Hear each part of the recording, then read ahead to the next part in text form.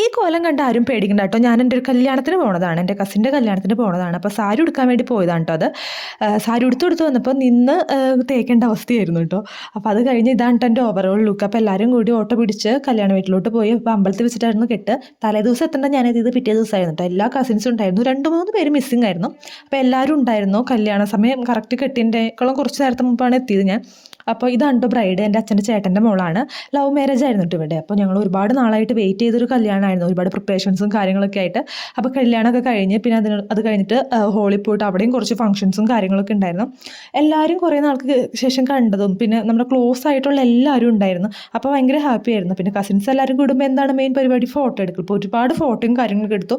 ഈ കല്യാണം മാത്രമല്ല കേട്ടോ, ഫാമിലിയിൽ ഇനി ഞങ്ങൾക്ക് കല്യാണങ്ങൾ വരുന്നുണ്ട്. സോ അതിൻ്റെ കാര്യങ്ങളും പറച്ചിലൊക്കെ ആയിരുന്നു. അത് കഴിഞ്ഞിട്ട് നേരെ സദ്യ, അന്നമാണ് ഉന്നം. അപ്പോൾ ഫുഡൊക്കെ കഴിച്ച് നേരെ ചേട്ടൻ്റെ വീട്ടിലോട്ട് പോയി. ചേട്ടൻ്റെ വീട്ടിലത്തെ റിസപ്ഷനും കാര്യങ്ങളൊക്കെ ഞങ്ങൾ അടിച്ച് പൊളിച്ചൊരു കല്യാണമായിരുന്നു കേട്ടോ.